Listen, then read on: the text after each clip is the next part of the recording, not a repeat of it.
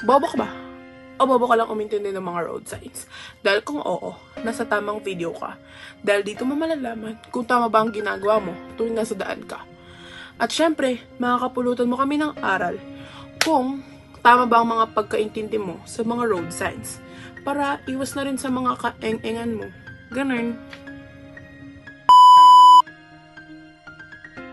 So, yung example ng informative signs is yung pedestrian crossing, yung parking and no parking sign, yung hospital, yung gasoline, and so on. Pero yung i-explain ko ngayon is yung cycle lane. So, yung cycle lane isa siyang special na bahagi ng kalsada para sa mga siklista. So, mahalagang sundin natin ang sign na to para sa kaligtasan ng mga siklista. Siyempre, yung bike, wala siyang mga signs like stop signs, ganon. So, mas okay kung may special lane sila. And isa pa sa importance ng pagsunod sa sign na to, syempre, mas maayos yung daloy ng trapiko. Ngayon naman, let's talk about regulatory signs.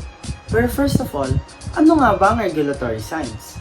According to LTO, regulatory signs are signs that inform road users of the traffic laws and regulations. And alam naman natin na kung sino mang maglabag nito ay mahatulan ng parusa.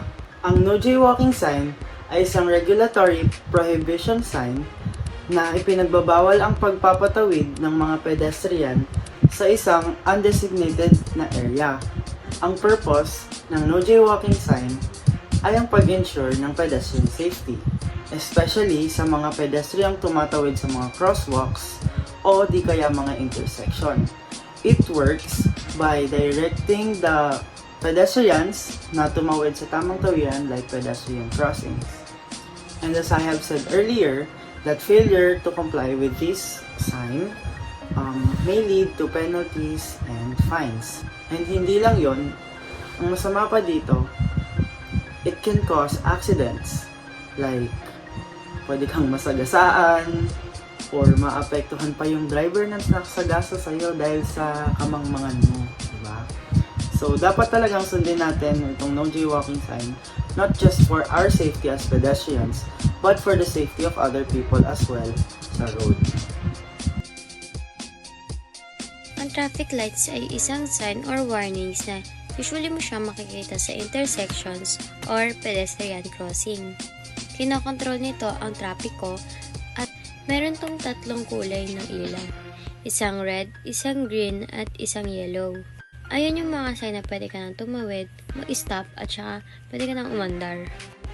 Mahalaga ang traffic lights kasi kinokontrol nito ang daloy ng trapiko at ang kaligtasan ng driver at ng mga tumatawid sa pedestrian lane.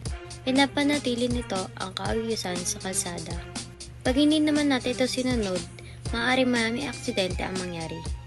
Tulad na lamang na pwede makasagasa ang driver o kaya ang mga tumatawid ay pwedeng makabunggo ng kotse. Malalabag mo ang mga batas at magkakaroon ka ng multa. So ngayon, pag-uusapan natin yung mga pavement markings, specifically the white lights na nakikita natin sa daan.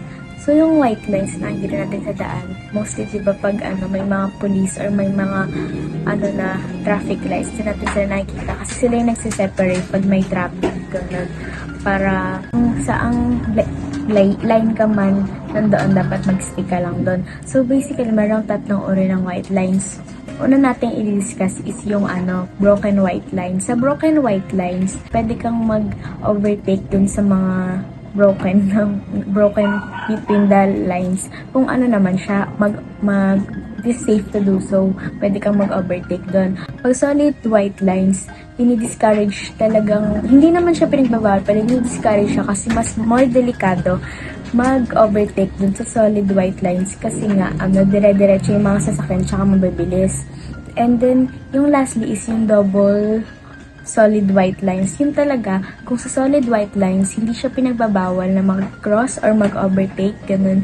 Sa double solid white line talaga, prohibited na siya, bawal na talaga kasi super delikado na siya unlike sa solid white lines and the broken white lines. So, ayun lang. So, ano pa yung importance ng pagsunod natin na, or pag-stick natin na dapat alam natin yung meaning between those broken white lines, solid lines, and yung double solid lines. Anong ibig sabihin nun? Para maiwasan din nating mga, kunyari, nagda-drive man or tayong kahit mga guide lang sa mga nagda-drive, pwede na silang masabihan kung pwede ba silang mag-overtake, mag-cross, or lumiko kapag may ganong lines. At least, sa ganun, may iwasan natin yung mga aksidente or anything na makabangga man ng ibang sasakyan. At saka syempre, kung tayo man yung nag-guide, masasabi natin sa kanila kung ano yung dapat nilang gawin or ano yung tamang gawin kapag nakita ng mga sasakyan na ahead sa kanila. So, ayun. So, basically, para lang naman to avoid accident sa daan and for more discipline sa daan. Yun lang. O ayan, sa tingin ko naman may naintindihan kayo sa mga sinasabi nila Dean, nila Angela, ni Allison, at ni Abigail.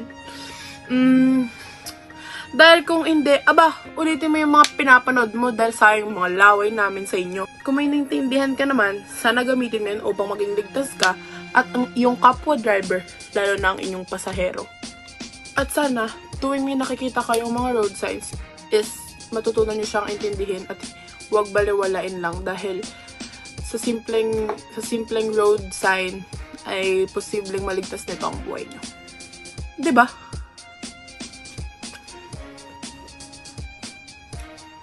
Bye! Sana last na to. Cheers!